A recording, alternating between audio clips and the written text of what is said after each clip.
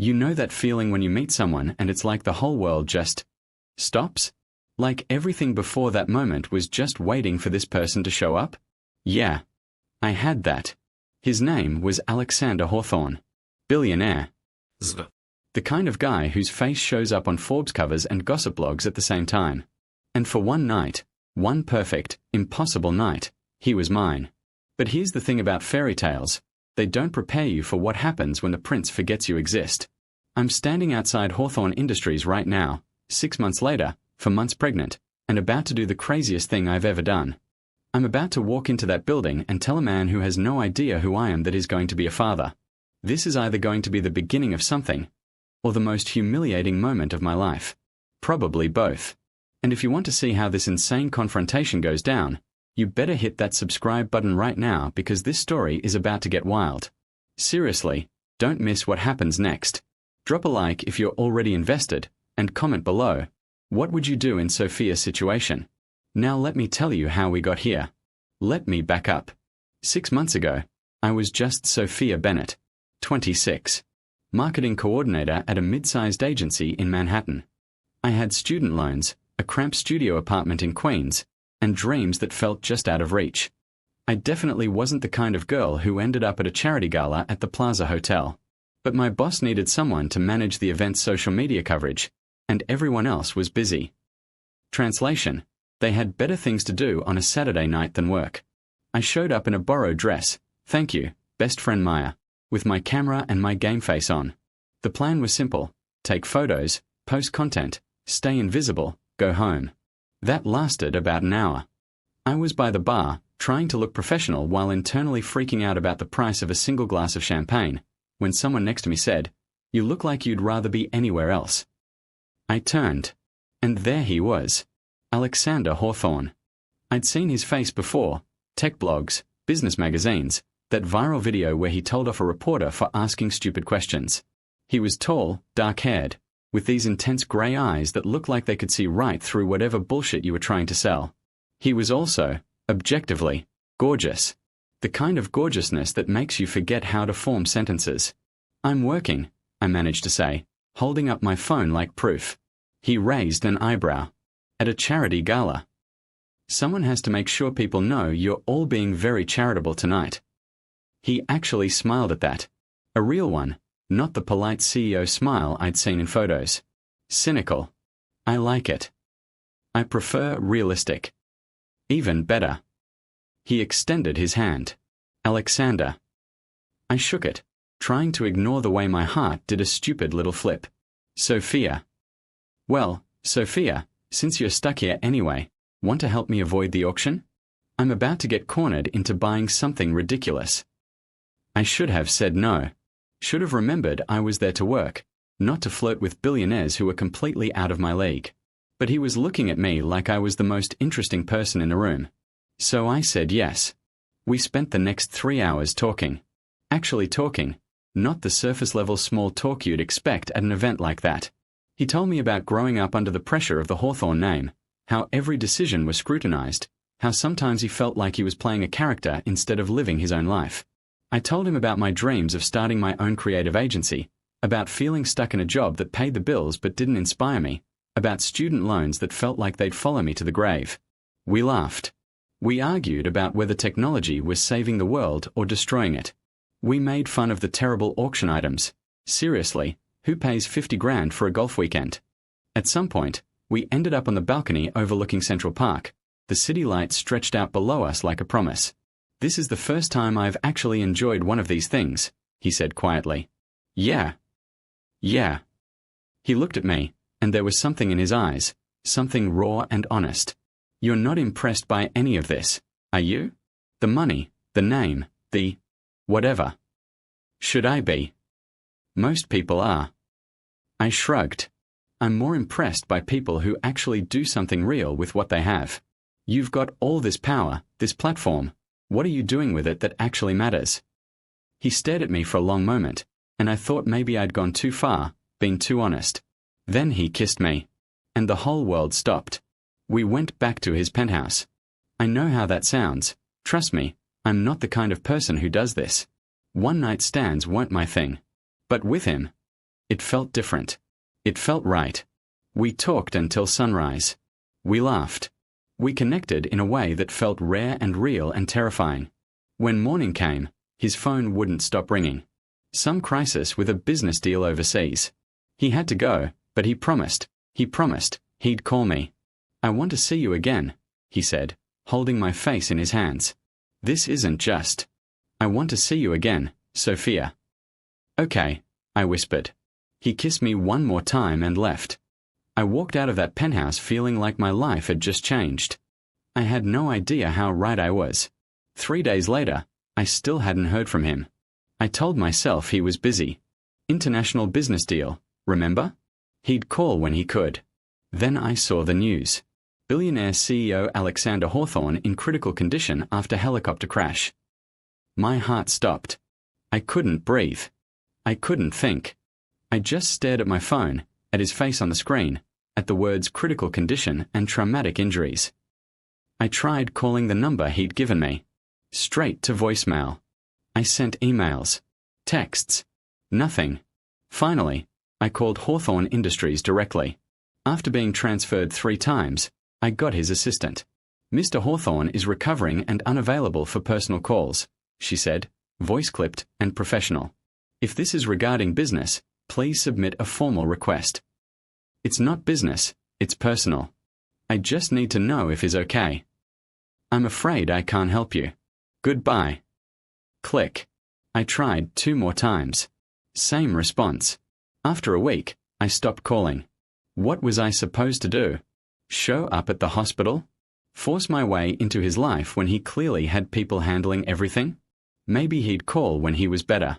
Weeks turned into a month. Then 2. I went back to my life.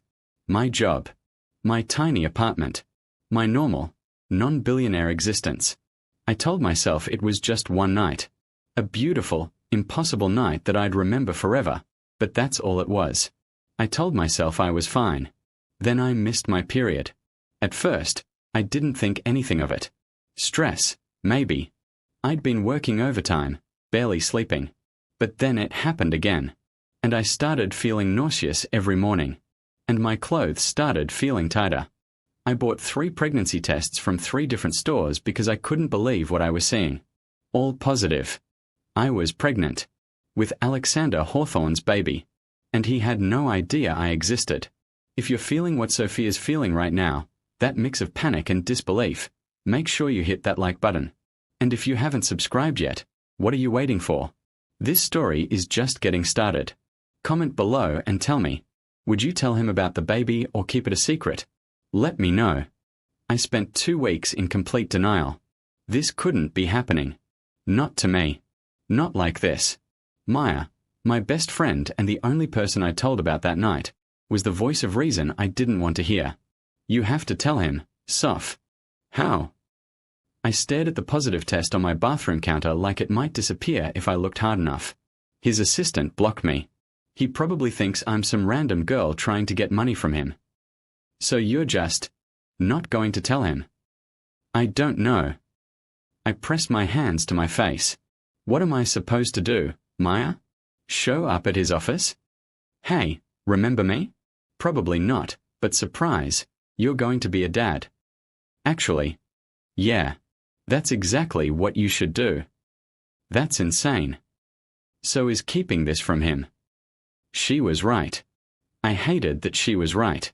I tried to do the responsible thing. I really did. I called Hawthorne Industries again. Different assistant this time. I need to speak with Mr. Hawthorne about an urgent personal matter. Mr. Hawthorne doesn't take personal calls. If you'd like to submit. It's about the charity gala 6 months ago. He'll want to hear this. There was a pause. Hold please. Hope flickered in my chest. Then, I'm sorry, but Mr. Hawthorne has no record of your name in his calendar or contacts. If this is an attempt to... I hung up. My hands were shaking. This was useless. He didn't remember me. Maybe the accident had been worse than the news reported. Maybe he had memory loss. Or maybe I'd just been that forgettable. Either way, I was on my own. I tried to move on. I tried to focus on the reality of my situation. I was going to be a single mom. I needed to figure out health insurance, prenatal care, how I'd afford childcare when the baby came. My salary barely covered rent as it was. I started researching assistance programs, clinics that offered sliding scale fees, anything that might help. But every night, lying in bed with my hand on my still flat stomach, I thought about him. About the way he'd looked at me that night like I mattered. Like I was someone worth knowing. Has any of it been real? Or had I just been a distraction for a bored billionaire? By the time I hit 4 months, I couldn't hide it anymore. My stomach was showing, my clothes didn't fit, and my boss was starting to ask questions. You feeling okay, Sophia? You've been looking tired. Just a bug that won't go away, I lied. But I knew I couldn't keep this up much longer. That's when Maya sat me down and gave me the hard truth. Soph, you're running out of time. That baby is coming whether you're ready or not. And he deserves to know. He doesn't even remember me. Then make him remember. Or at least make him take responsibility. I don't want his money. This isn't about pride. Maya grabbed my hands. This is about your baby. About making sure you can give this kid the life they deserve. You think you can do this alone on your salary? You're already struggling. Tears burned in my eyes because she was right. I was terrified, exhausted, and completely out of options. So that's how I ended up here. Standing outside Hawthorne Industries on a cold Tuesday morning, 4 months pregnant, wearing the only professional outfit that still fit me, about to walk into that gleaming skyscraper and confront the man who changed my life.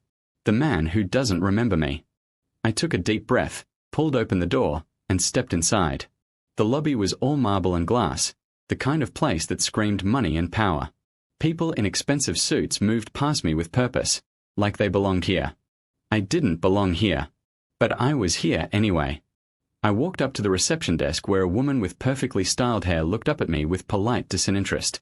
Can I help you? I need to see Alexander Hawthorne. Do you have an appointment? No, but... Mr. Hawthorne doesn't see anyone without an appointment. If you'd like to schedule. It's urgent. Please. Just. Tell him Sophia Bennett is here. From the Plaza Charity Gala. She looked at me like I'd just asked her to fly to the moon. Mr. Hawthorne receives dozens of requests like this every day. Without an appointment. I'm pregnant. The words came out louder than I intended. I'm pregnant with his baby, and he needs to know. The lobby went quiet. People were staring. The receptionist's face went from polite disinterest to barely concealed judgment in about 2 seconds. Security, she said quietly into her phone. Oh God. What had I done? 2 security guards appeared within seconds, both looking at me like I was some kind of threat.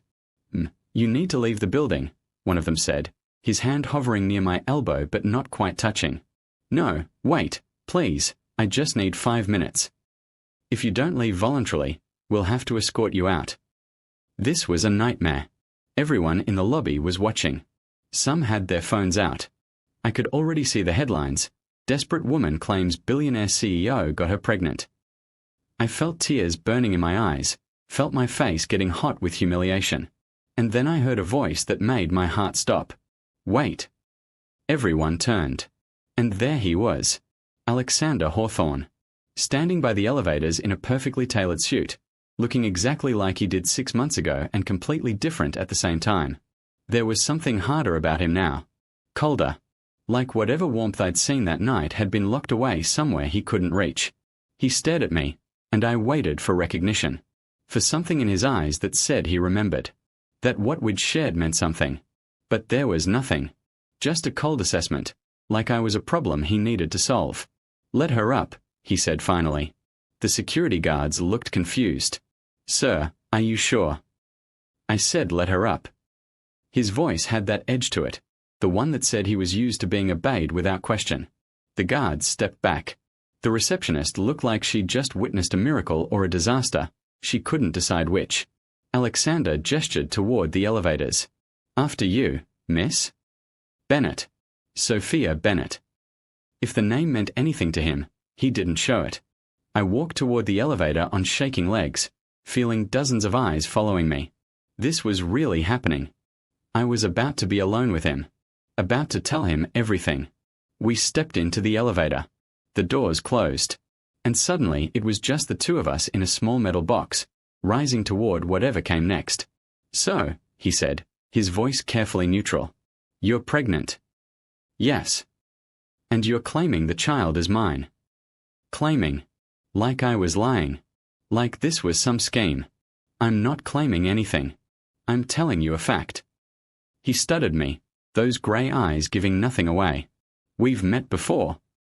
The question felt like a knife. 6 months ago. The Plaza Charity Gala. We spent the whole night talking. We went back to your place. You said, my voice cracked. You said you wanted to see me again. Something flickered across his face. Pain? Frustration? I couldn't tell. "I don't remember," he said quietly. "The accident." "Yes." He ran a hand through his hair, the first sign of anything other than perfect control. "I lost several weeks of memory around that time. The doctors said it might come back, or it might not." The elevator dinged. 42nd floor. We stepped out into a reception area that was all glass and expensive art. His assistant, a woman in her 40s with sharp eyes and an even sharper suit, looked up in surprise. "Mr. Hawthorne, you're 10 o'clock. Cancel it. Hold all my calls." He walked past her without stopping, and I followed, feeling her disapproving stare burning into my back. His office was massive. Floor-to-ceiling windows overlooking Manhattan, a desk that probably cost more than my car, furniture that belonged in a museum. He closed the door behind us and gestured to a chair. "Sit." He sat. He didn't. He stood by the windows, his back to me, hands in his pockets. "Tell me everything," he said. So I did. I told him about working at the gala, about how we'd talked for hours, about going back to his penthouse, about the morning after, his promise to call, and then the news of the crash. I told him about trying to reach him, about being blocked by his staff, about finding out I was pregnant and not knowing what to do. He listened without interrupting, his posture rigid, giving nothing away. When I finished, the silence stretched out between us like a chasm. Finally, he turned to face me. "I want a paternity test." The words shouldn't have hurt. They were reasonable, logical, but they did. "Of course," I managed. "And if the test confirms you're telling the truth, we'll discuss arrangements." Arrangements. Like this was a business deal. "I don't want your money," I said, and I meant it. "I just thought you deserved to know. That the baby deserved to have their father in their life, if you wanted to be." Something in his expression shifted.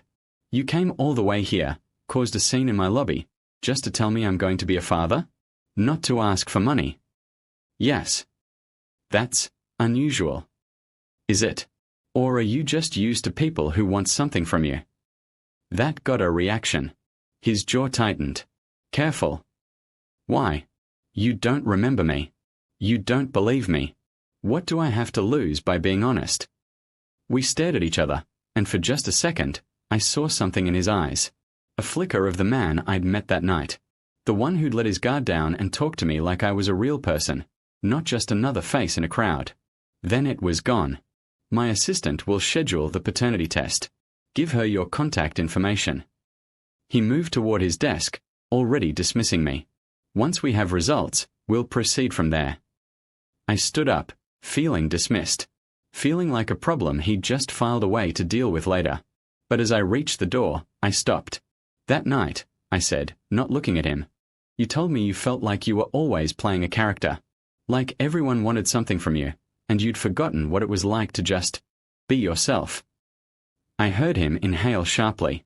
"I told you I wasn't impressed by your money or your name. I was impressed by you, by the person you were when you stopped performing." I opened the door. "I just thought you should know that, whether you remember it or not." I walked out without looking back. "Okay, we're about to see what happens with that paternity test, and trust me, Alexander's reaction is not what you'd expect. If you're hooked, smash that subscribe button because this story is going to get so much more complicated. Drop a comment. Do you think he'll believe her once the test comes back? Or is he going to make her life hell first? Let me know what you think. The paternity test was scheduled for 2 days later at a private medical facility in Midtown. The kind of place where celebrities and billionaires went when they needed discretion. I showed up 15 minutes early because I'm that person, the one who's always anxious about being late, even when it doesn't matter. Alexander was already there. He sat in the waiting room in jeans and a t-shirt, which somehow made him look more intimidating than the suit had. More real. More like the person I'd met that night. He looked up when I walked in, and for a second, something passed between us. Acknowledgement, maybe, or just shared discomfort at the awkwardness of the situation. "Sophia," he said, standing up. "Alexander." A nurse appeared before the silence could get more uncomfortable. "We're ready for you both." The test itself was quick and clinical. Cheek swabs, paperwork, signatures. The nurse said we'd have results in 3 to 5 business days. 3 to 5 days of my life hanging in limbo, waiting to see if he'd believe me. We walked out together, stopping on the sidewalk outside. It was one of those perfect October days in New York. Crisp air, blue sky, the kind of day that makes you forget how chaotic the city can be. "Can I buy you coffee?" Alexander asked suddenly. I blinked. "What?" "Coffee. There's a place around the corner. We should talk." I thought we were waiting for the results before we talked. "We are. This isn't about that." He shoved his hands in his pockets, looking almost nervous, which was weird because billionaire CEOs probably didn't get nervous. "I've been thinking about what you said, about that night. I want to know more." My heart did that stupid flip thing again. "Okay." The coffee shop was small and crowded, the kind of place where you had to yell your order and squeeze past people to find a seat.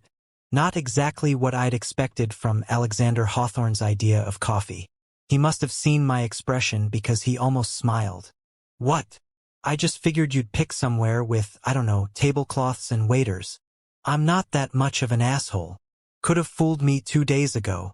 This time he smiled, and it transformed his whole face. Made him look younger, more human. We found a tiny table by the window. He brought me a decaf latte without asking what I wanted, which should have annoyed me but somehow didn't.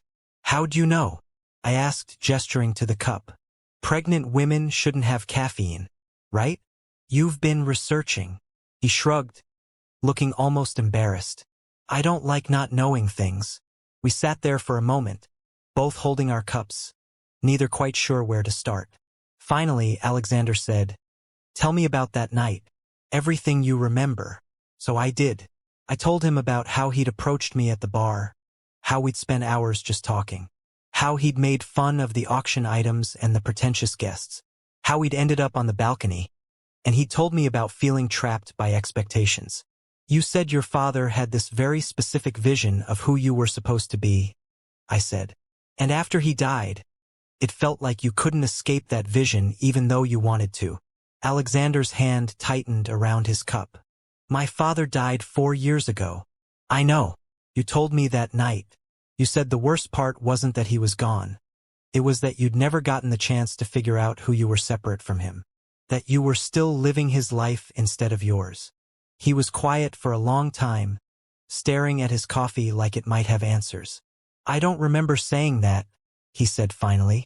"But it sounds like something I'd say. To someone I trusted." "You did trust me.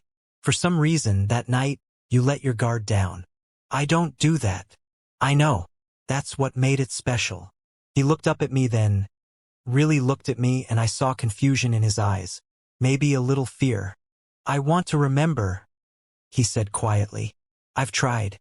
Ever since you showed up in my lobby, I've been trying to find something, some memory of you, of that night, but there's just nothing. It's like it never happened. But it did happen. I know. Or at least, I'm starting to believe it did." He ran a hand through his hair. "Do you know what it's like? Having someone tell you about this important moment in your life, this connection you supposedly had, and feeling absolutely nothing when you look at them." His words stung, even though I knew he didn't mean them to. "Yeah, actually," I said. "I do. Because I spent 6 months thinking you'd ghosted me. That what we had meant nothing to you. So I get it, Alexander. I get what it's like to feel like you're the only one who remembers." He winced. "I'm sorry. That came out wrong." "No, it didn't. It's honest. And honestly is better than whatever polite bullshit you were going to say instead. That almost smile again. You're direct. Is that a problem? No. It's... He paused, like he was trying to find the right word. Refreshing. Most people are careful around me. They say what they think I want to hear. I'm too tired and too pregnant to care what you want to hear. He laughed. Actually laughed. It was a good sound. We talked for another hour. Not about the baby or the test or what came next. Just talking, like we'd done that night. He told me about the accident, about waking up in the hospital with gaps in his memory, about how disorienting it was, how it made him question everything. I told him about my job, about my dreams of starting my own agency someday, about Maya and how she'd been the one keeping me sane through all of this.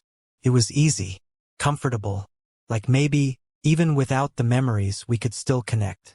When we finally left the coffee shop, the sun was setting, painting the city in shades of orange and gold. "Thank you," Alexander said as we stood on the sidewalk, "for humoring me, for giving me a chance to understand." "You're welcome. Can I?" He hesitated. "Can I call you? Before the results come back. I'd like to talk more, if that's okay." My heart was doing somersaults. "Yeah, that's okay." He smiled, a real one, and for a second I saw him, the man from that night, still in there somewhere. Then his phone buzzed. He glanced at it, and his expression shifted. "Back to business. I have to go. Meeting I can't miss." He looked genuinely apologetic. "But I'll call you. I promise." "Okay." He started to walk away, then stopped and turned back. "Sophia." "Yeah. That thing you said. About me being a character instead of a person. That's been stuck in my head for 2 days." "Good," I said. "It should be." He shook his head, but he was smiling as he walked away. I stood there watching him go, my hand unconsciously moving to my stomach, to the tiny life growing inside me. Maybe this could work. Maybe we could figure this out. I let myself hope. 3 days later, Alexander called. "The results are in," he said without preamble. "Can you come to my office tomorrow morning?" My mouth went dry. "What do they say?" "I'd rather discuss it in person." "Alexander, 10 a.m. tomorrow. Please." He hung up before I could argue. I spent the entire night unable to sleep, running through every possible scenario. He believed me. He didn't believe me. He wanted to be involved. He wanted nothing to do with me or the baby. By the time I got to Hawthorne Industries the next morning, I'd made myself sick with anxiety. His assistant, still giving me the judgy stare, showed me straight to his office. Alexander was standing by the windows again. Same position as last time. But something about his posture was different. Tense. "Sit down, Sophia." I sat. He turned around, and I saw he was holding papers. The test results. 99.9% probability of paternity, he said. "It's mine. The baby is mine." I let out a breath I didn't know I'd been holding. "I know. I told you. I'm not finished." He set the papers down and looked at me with an expression I couldn't read. "I've given this a lot of thought over the past few days. About the situation. About what's best for everyone involved." Oh no, this was about to be bad. I could feel it. "I want you to move into my house," he said. I stared at him. "Excuse me?" "My estate in the Hamptons. It's got a full staff, medical facilities nearby, everything you'd need for a healthy pregnancy. You'll have your own wing, complete privacy." "Are you insane?" He blinked, clearly not used to being interrupted. "I'm trying to help. By treating me like some kind of incubator you need to keep an eye on? That's not. What did you think was going to happen here, Alexander?" I stood up, anger flooding through me. "That you'd snap your fingers and I'd just agree to whatever arrangement you decided was best? That I'd be grateful you're even acknowledging this baby exists?" "I'm trying to take responsibility," he said, voice rising to match mine. "I'm trying to make sure my child is taken care of. Your child has a mother who's been taking care of them just fine without you. On your salary? In your apartment? You said yourself you could barely afford." So this is about money? About you throwing cash at the problem until it looks the way you want it to. This is about making sure you have everything you need. What I need is to not be some obligation you're checking off your list. We glared at each other, both breathing hard. Then Alexander did something unexpected. He sat down, heavily, like all the air had gone out of him. "You're right," he said quietly. "You're absolutely right." I stayed standing, not trusting this sudden shift. "I don't know how to do this," he continued, staring at his hands. "I don't know how to be a father. I don't know how to handle any of this. So I'm falling back on what I know. Solving problems with resources. With control." He looked up at me, and there was something raw in his eyes. "But you're not a problem to solve. And I'm sorry for treating you like one." The anger drained out of me. "I'm scared too," I admitted, sitting back down. "I'm terrified, actually. I have no idea how to be a mom. And doing it alone, without you even remembering why we're in this situation." I shook my head. "It's a lot. So maybe we're both drowning here." "Yeah, maybe." We sat in silence for a moment. "What if," Alexander said slowly, "we try this differently? No grand gestures. No moving into estates or signing contracts.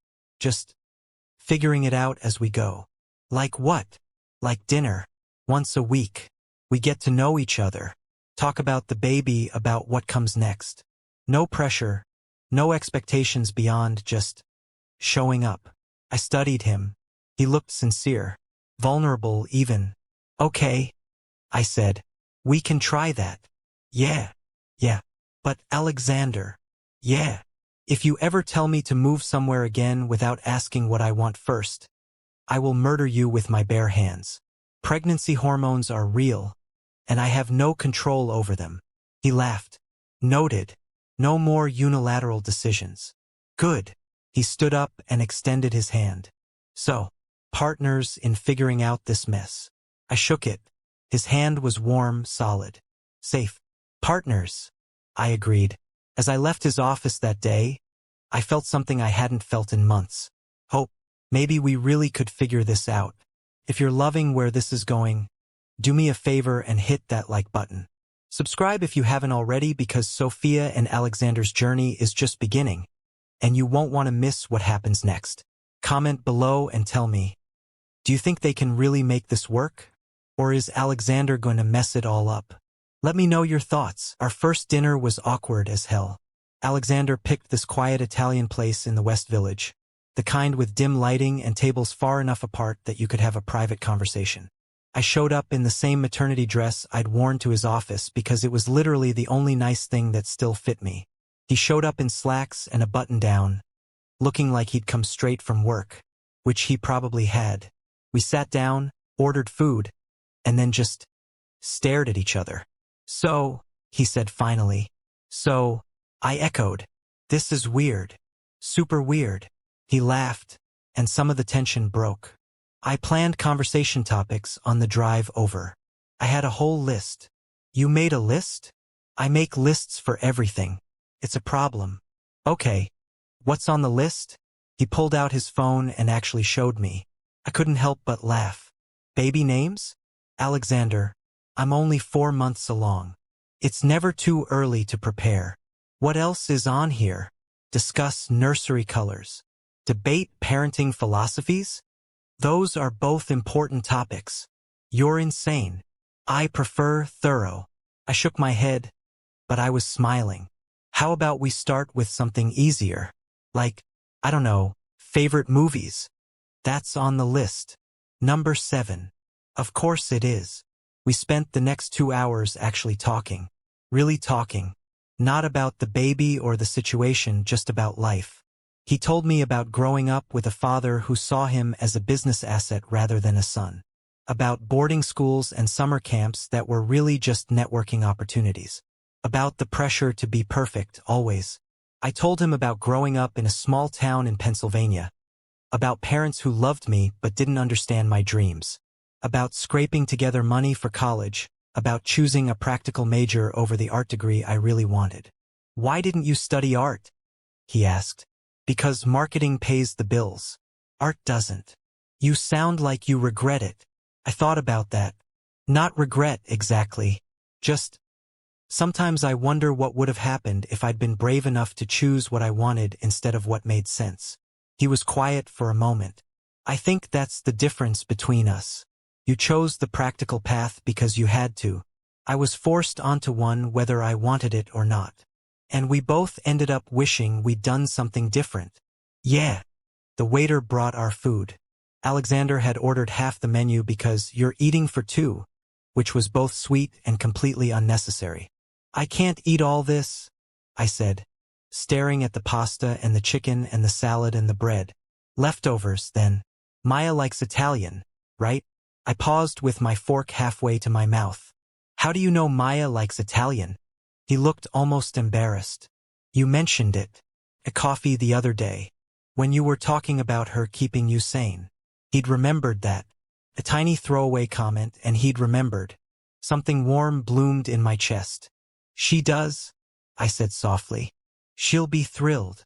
As we ate, the conversation flowed easier. We argued about movies. He liked action films. I preferred indie dramas. We discovered we both hated reality TV but were secretly addicted to true crime documentaries. He admitted he couldn't cook to save his life. I admitted I stress-baked at 2 in the morning. What do you make? He asked. Cookies, mostly. Chocolate chip. My grandmother's recipe. Are they good? They're amazing. Confident. Honest. There's a difference. He smiled at that. I'd like to try them sometime. Maybe I'll bring some to our next dinner. Next week. Yeah, next week. When dinner ended, Alexander insisted on walking me to my subway stop even though it was out of his way. You don't have to, I said. I know. I want to. We walked through the village, past boutiques and bars and people living their normal Friday night lives. The air was getting colder now, autumn settling into the city for real. Thank you, I said as we reached the subway entrance. For tonight. For trying. Thank you for giving me the chance.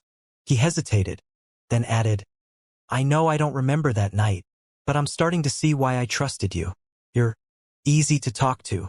So are you. When you're not being a controlling CEO. I'll work on that. Please do. He smiled, and for a second we just stood there. Close enough that I could smell his cologne, see the flecks of darker gray in his eyes. Then someone bumped into me from behind, breaking the moment. Sorry. A drunk girl stumbled past, laughing. Alexander steadied me with a hand on my elbow. You okay? Fine. Welcome to Friday night in New York. I forget sometimes what it's like to just exist in the city without security and drivers. Must be nice, having people to do everything for you. Lonely, actually. The honesty in his voice caught me off guard. Well, I said, you've got me now. For Friday dinners at least. Yeah, I do. I headed down into the subway, and when I looked back, he was still standing there, watching me go. The next few weeks fell into a pattern. Friday dinners became a routine. We'd meet at different restaurants. He let me pick sometimes, which meant we ended up at hole-in-the-wall places that probably gave his assistant heart attacks. We talked about everything.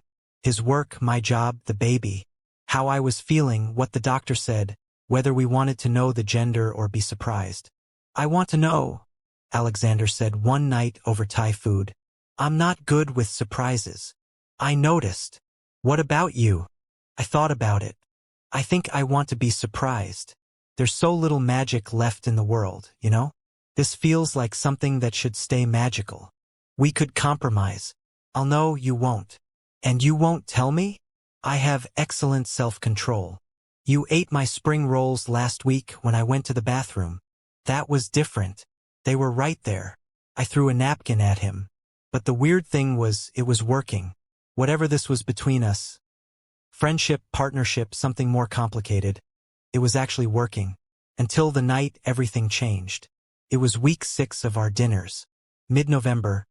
Cold enough that I'd finally given in and bought a real winter coat that would fit over my growing belly. We were at this little French bistro in the East Village. Alexander had been telling me about some business deal that was falling apart. And I'd been half listening while trying to decide between the chicken and the fish. Then my phone rang. Maya's name on the screen. Sorry, I said to Alexander. She never calls during our dinners unless. I answered. Maya? What's wrong? Sophomore. Her voice was shaking. Soph, you need to come home. Right now. My blood went cold. What happened? There's a reporter outside your building. With a photographer. They've been asking your neighbors about you and Alexander Hawthorne. The restaurant tilted. What? Someone leaked it. About you and the baby. It's online. Everywhere. Alexander must have seen my face because he was suddenly standing, throwing cash on the table, his hand on my arm. We need to go, he said quietly. I nodded, numb, as he guided me out of the restaurant. The walk to his car, because of course he'd driven tonight, was a blur. He put me in the passenger seat, buckled my seatbelt because my hands were shaking too much to do it myself, and pulled into traffic. Tell me what happened, he said, voice calm but dangerous. I put him on speaker with Maya. She explained it all. Someone from Hawthorne Industries had leaked my name to a gossip blog. The story broke 2 hours ago. Mystery woman carrying billionaire CEO's baby after one-night stand. Photos of me leaving his office building.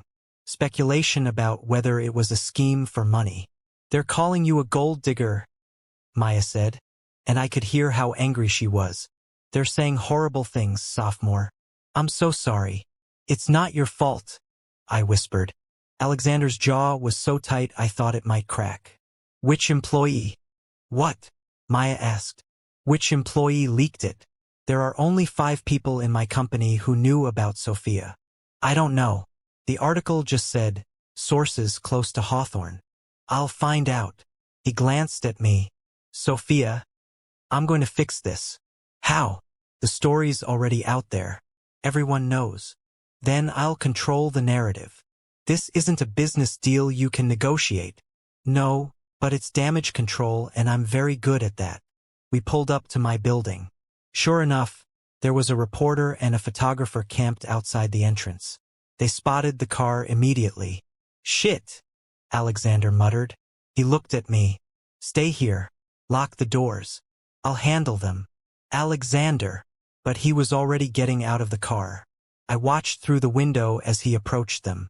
Couldn't hear what he was saying, but his posture was all controlled fury. The reporter tried asking questions. Alexander said something sharp that made them both step back. Then he pulled out his phone, made a call, and within 3 minutes, a security team showed up. By the time Alexander came back to the car, the reporter and photographer were being escorted away from the building. They won't be back, he said, getting in. I've got security posted here for tonight. You can't just make people disappear because you don't like them. Watch me. Alexander. No. He turned to face me fully. No, Sophia. You don't get to argue with me about this. Someone from my company violated your privacy. Put you and the baby at risk. I'm fixing it. By doing what? Having security follow me everywhere. If that's what it takes. That's insane. That's your life now. He stopped, took a breath, visibly trying to calm down. Like it or not, you're connected to me, which means you're a target for this kind of thing. I should have seen it coming. Should have prepared you. This isn't your fault. It is, actually. He ran a hand through his hair. I knew this could happen. I should have been more careful. Should have kept you away from my office. Met somewhere private. So what? I'm supposed to hide? Pretend this baby doesn't exist. No. But maybe. He trailed off. Maybe what? He looked at me with an expression I couldn't read. Maybe you should move into the estate after all. And there it was. Back to wanting control. We talked about this, I said slowly. You promised no more unilateral decisions. This is different. This is about your safety. This is about you wanting to put me somewhere you can control the situation. That's not. It is. I was getting angry now. At the first sign of trouble, you want to lock me away. Keep me safe. Keep everything tidy and manageable. I'm trying to protect you. I don't need protecting. I need a partner who trusts me to handle my own life. Silence filled the car. Alexander's hands gripped the steering wheel so tight his knuckles were white. I can't remember that night. Can't remember why I trusted you. Why I let my guard down. All I have is this feeling that you matter. That I can't let anything happen to you or this baby. His voice cracked on the last words. But I don't know how to do that without trying to control everything. It's the only way I know how to protect people. My anger deflated. Alexander. I'm sorry. I know I'm being impossible. He looked at me, and there was real fear in his eyes. I can't lose this. You and the baby. It's the only real thing I have. This wasn't about control. Not really. This was about a man who'd lost months of his memory, who couldn't remember the connection we'd shared, desperately trying to hold onto something he was terrified of losing. I reached over and put my hand on his. You're not going to lose us, I said softly. But you have to let me be part of the decisions. Real partners, remember? He nodded, not trusting himself to speak. Here's what we're going to do, I continued. I'm going to go upstairs, pack a bag, and stay with Maya for a few days until this dies down. You're going to find out who leaked the story and make sure it doesn't happen again. And then we're going to figure out our next move. Together. Together, he repeated. Yeah, together. He squeezed my hand.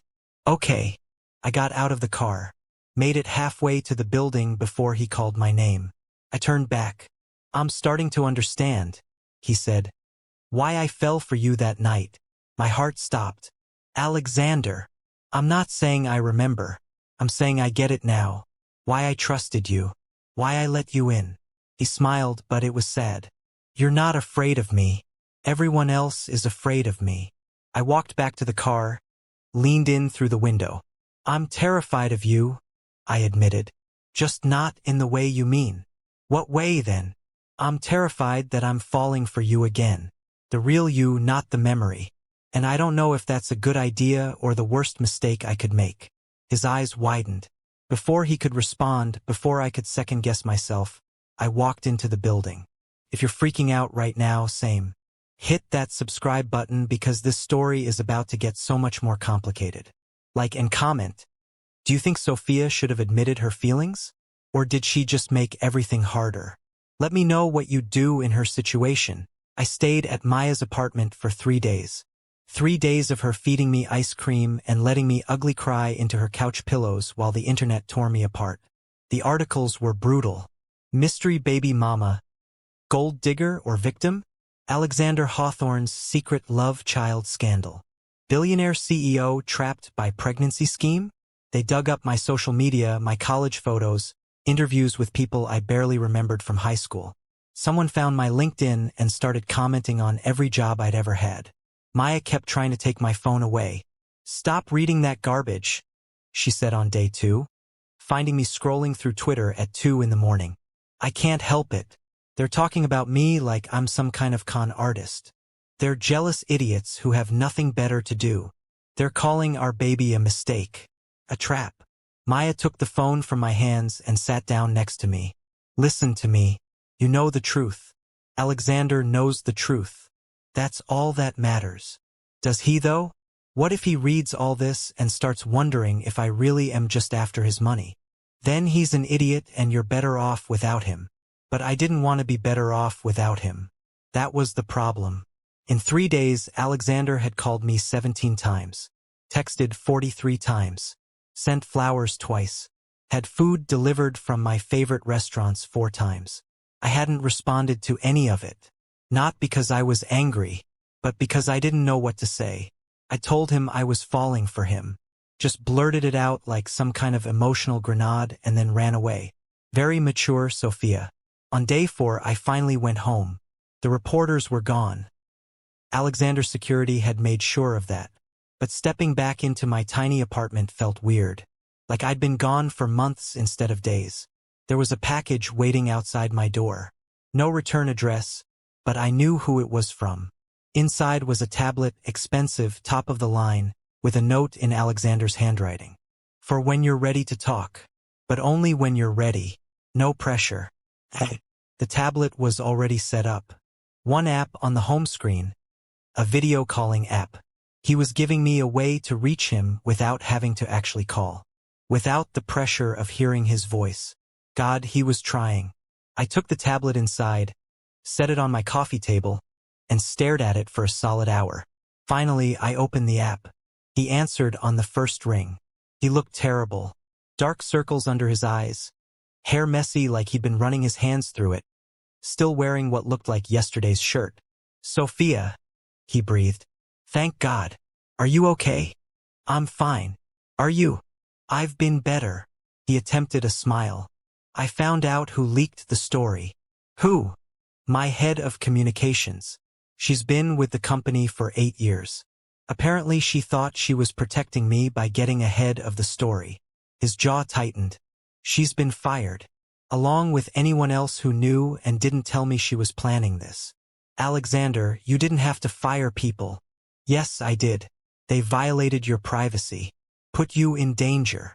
He leaned forward, and I could see how serious he was.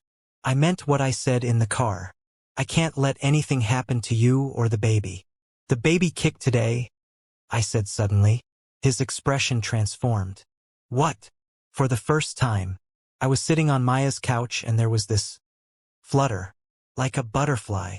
I put my hand on my stomach, and I realized this is real, really real. There's a person in there. Can you feel it now? Not right now. The doctor said it'll be sporadic for a few more weeks. Will you tell me? When it happens again. Yeah, I will. We sat in silence for a moment, just looking at each other through the screen. I'm sorry, he said finally, for trying to control everything. For not listening when you said you could handle it. I'm sorry too, for running away, for saying what I said and then disappearing. About that. He hesitated. Did you mean it? My heart was pounding. Which part?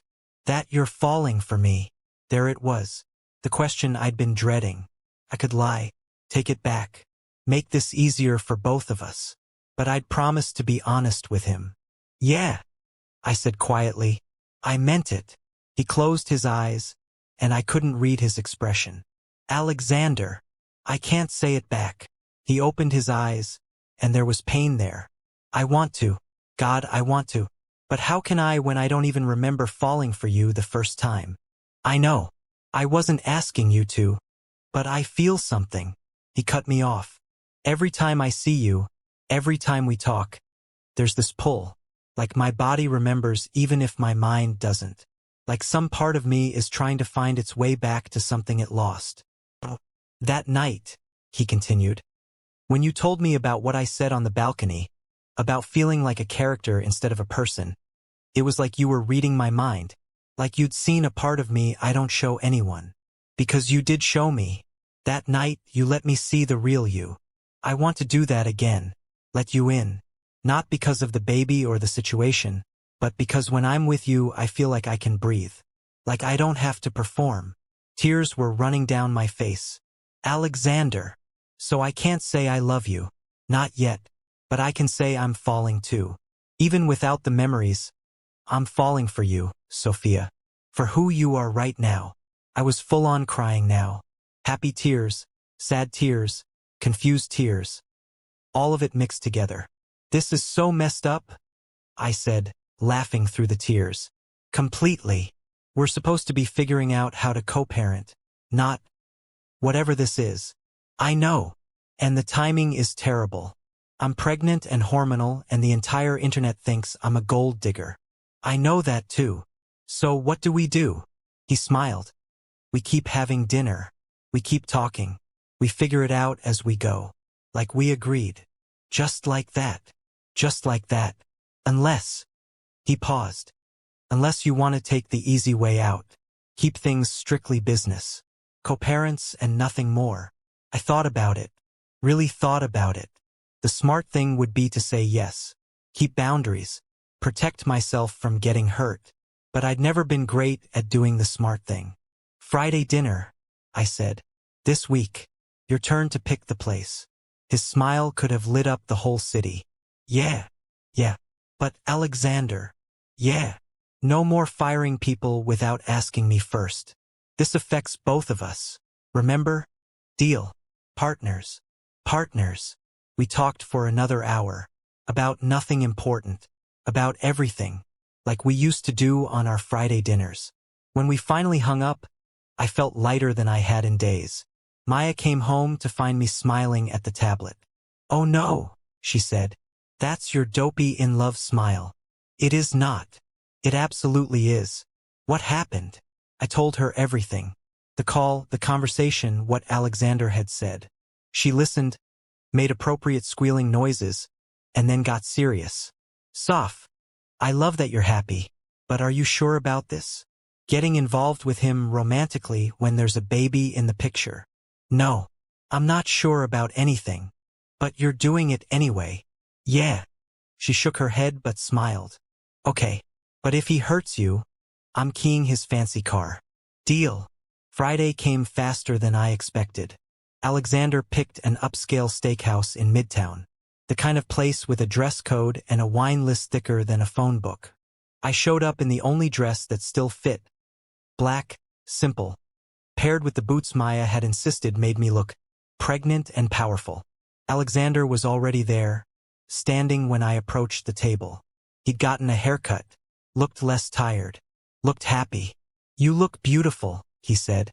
"You're required to say that. I'm carrying your child. I'm saying it because it's true." We sat down, and suddenly I was nervous. This felt different from our other dinners. More significant. "So," he said, "I did something. That sounds ominous." "It's not. At least I hope it's not." He pulled out his phone and turned it toward me. "I hired a PR firm, the best one in the city. They're going to handle the media narrative about us." "Alexander, before you get mad, let me explain. They're not going to make up a story or spin anything. They're just going to put out a simple statement. That we met, connected, and are expecting a child together. That we're handling it privately and ask for respect." I studied him. "That's it? No dramatic love story? No engagement announcement to distract people? That's it? The truth? Like you keep telling me to do." He put the phone away. "But I wanted to check with you first. Make sure you're okay with it." See? He was learning. "Okay," I said. "Let's do it." Yeah. The truth is always better than lies. We ordered dinner. Talked about the baby. I'd started feeling kicks more regularly now, and every time it happened I texted him immediately. He'd taken to calling them soccer practice. "What if the baby hates sports?" I asked. "Then we'll find something else. Music. Art. Competitive chess." "Competitive chess? It's a thing. You're so weird. You're just figuring this out?" We laughed and it felt easy. Natural. Like maybe this could actually work. Halfway through dinner, Alexander's expression shifted.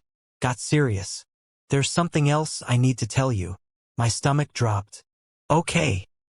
"My mother wants to meet you." "Oh no." "Your mother. Victoria Hawthorne. She's formidable." "That's not comforting."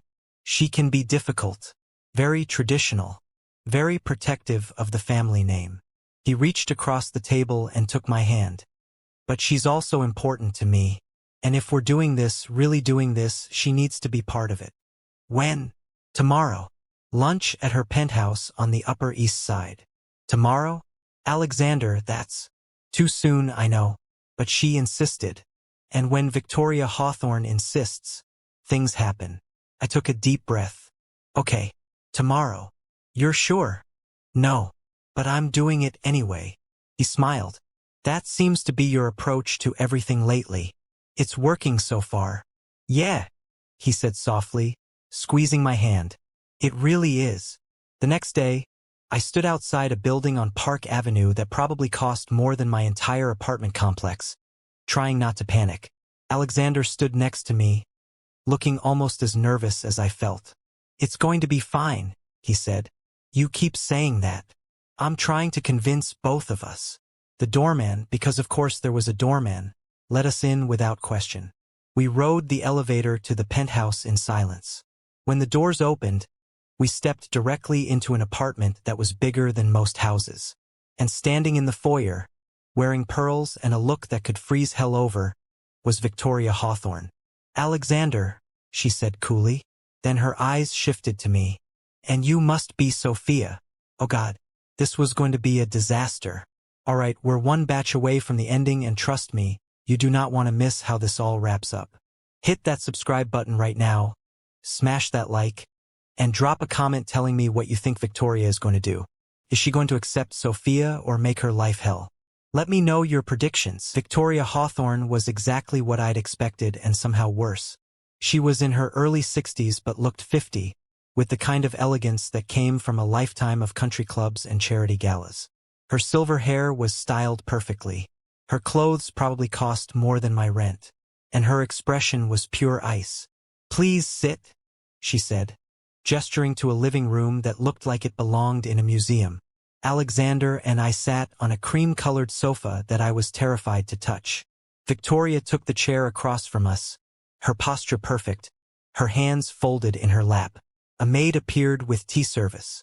Actual tea service, like we were in a period drama. So, Sophia, Victoria said once we all had cups we weren't drinking. Alexander tells me you work in marketing. Yes, ma'am. For a mid-sized agency in Midtown. How quaint. She smiled, but it didn't reach her eyes. And you met my son at a charity event? Yes, the Plaza Gala last spring. I see. She took a delicate sip of tea. And now you're expecting his child. It wasn't a question. It was an accusation wrapped in politeness. Mom, Alexander warned. I'm simply stating facts, darling. She turned her attention back to me. You must understand, Sophia, that this family has been the target of many opportunistic individuals over the years. People who see the Hawthorne name as a lottery ticket.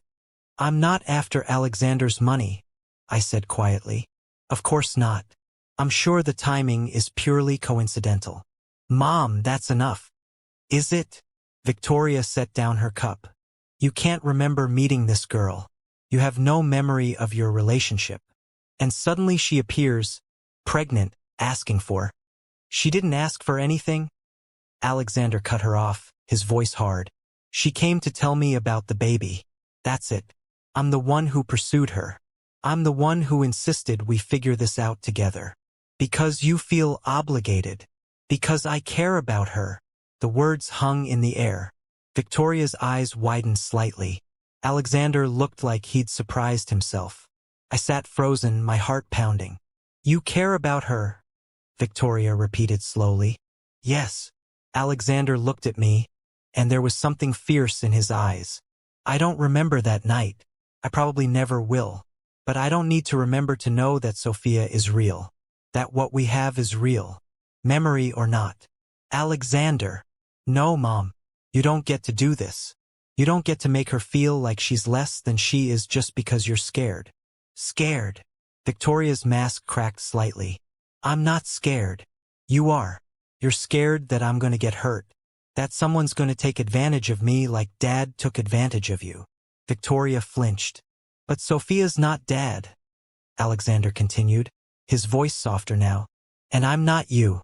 I'm allowed to trust someone. To let someone in. Even if it's messy. Even if I can't remember how it started. Victoria was quiet for a long moment. Then she turned to me. Is he in love with you? The question caught me off guard. I don't know. Do you love him? I could lie. Make this easier. But Alexander had just defended me to his mother. The least I could do was be honest. I'm falling for him, I admitted. I didn't plan to. I tried not to. But yes, I'm falling in love with him. Even though he can't remember you, because of who he is now, not who he was. Victoria studied me with those sharp eyes, looking for cracks, for lies, for any sign I was playing her son. Then she did something unexpected. She laughed. You're either the best con artist I've ever met, she said, or you're completely sincere. I'm sincere. I believe you. She stood up and we scrambled to our feet. Which means you're about to have a very complicated life, my dear. I know. The media will be relentless. Society will judge you. People will assume the worst. I know that too. And you're willing to deal with all of that for my son? I looked at Alexander. At this man who'd been trying so hard to do the right thing, to be a good partner, to figure out how to be a father to a baby he hadn't planned for. Yeah, I said. I am. Victoria smiled, a real smile this time. Then I suppose I should welcome you to the family. Alexander looked like he'd been hit with a truck. Mom! Oh, don't look so shocked, darling. I'm difficult, not heartless. She turned to me. But if you hurt him, or if this is some elaborate scheme, I will destroy you. Clear? Crystal. Good. Now let's discuss the baby. Have you thought about names? Education? Trust funds? The next hour was a whirlwind of Victoria planning our entire lives. Where the baby would go to school, preschool apparently needed to be decided immediately. Which pediatricians were acceptable. How we'd handle the media once the baby was born. Alexander kept trying to slow her down, but she was a force of nature. Finally, as we were leaving, Victoria pulled me aside. He's fragile right now, she said quietly. More than he lets on. The accident, the memory loss, it shook him. Made him question everything. I know. So if you're going to be in his life, be all in. Don't leave room for doubt. I won't. She nodded. Good. Because he deserves someone who sees him. Really sees him. And I think you might. In the elevator down, Alexander let out a long breath. That went better than expected, he said. Your mom threatened to destroy me. Yeah, but she smiled when she said it. That's a good sign. I started laughing. Couldn't help it. The whole situation was absurd. He joined in, and suddenly we were both leaning against the elevator wall, laughing like idiots. When we finally calmed down, he took my hand. Thank you, he said, for doing that, for handling my mom, for all of this. You literally just defended me to your mother. I think we're even. Still, I know this isn't easy. Nothing worth having is. He smiled. Who told you that? You did. That night, when you were talking about building your company. His expression shifted. I wish I could remember. Every time you tell me something from that night, I wish I could see it. Feel it. Maybe you will someday. The doctors said memories could come back. And if they don't? I squeezed his hand. Then we make new ones. The elevator doors opened to the lobby. We stepped out into the cold December air. Christmas lights were starting to go up around the city, making everything feel magical. Can I take you somewhere? Alexander asked suddenly. Where? It's a surprise. You hate surprises. I'm learning to like them. We ended up at Rockefeller Center. The tree was up, massive and glittering. Ice skaters circled the rink below while tourists snapped photos. I used to come here as a kid, Alexander said as we stood by the railing watching. My dad would bring me every year to see the tree. It was one of the few times he wasn't working. That sounds nice. It was. But it was also performative, I guess. Smile for the cameras. Wave to people who recognized us. Always aware we were being watched. He was quiet for a moment. But when I imagine bringing our kid here, he continued, I don't see any of that. I just see us. Family. Making memories. Our kid. Family. My hand went to my stomach, where the baby was currently doing what felt like gymnastics. The baby's kicking again, I said. Can I? I nodded. He put his hand on my stomach, and we waited. After a few seconds, there was a strong kick right against his palm. His face lit up. Whoa, right? It's getting stronger. That's our baby in there. Yeah, it is. We stood there for a while, his hand on my stomach, watching the ice skaters and the tourists and the lights. I think I'm ready, Alexander said eventually. Ready for what? To say it. He turned to face me fully. I don't remember falling in love with you the first time, but I know what this feels like, right now, and I'm not going to waste time pretending I don't. My heart was racing. Alexander, I love you, Sophia. Not the memory of you, not the idea of you, the real you, the woman who's been patient with me, who calls me on my bullshit, who makes me want to be better. Tears were streaming down my face. You're sure? I've never been more sure of anything. Even without the memories? Especially without them. Because this isn't about who we were that night. It's about who we are now. Who we want to be. Together. I kissed him. Right there in front of Rockefeller Center with 1,000 strangers around us. I kissed him. And it felt like coming home. When we finally pulled apart, he was smiling. So what? Are you going to say it back? Or are you going to make me wait? I laughed. I love you too, you impossible man. Yeah. Memory loss and controlling tendencies and all. Hey, I'm working on the controlling thing. I know. It's very sexy. He kissed me again and I felt the baby kick between us, like they approved. We should probably figure out logistics, Alexander said eventually. Where you're going to live, how we're going to do this. How about we don't plan everything right now? How about we just be? For a little while. He looked relieved. I can do that. Good. Because I'm freezing and hungry. And I saw a hot chocolate stand on the way in. Hot chocolate it is. We walked through the crowds hand in hand. And for the first time since I'd found out I was pregnant, I felt like everything was going to be okay. Better than okay. 3 months later, on a snowy February morning, our daughter was born. 8 pounds, 2 ounces. A full head of dark hair and her father's gray eyes. We named her Grace. Grace Victoria Bennett Hawthorne. Alexander cried when he held her for the first time. Actually cried.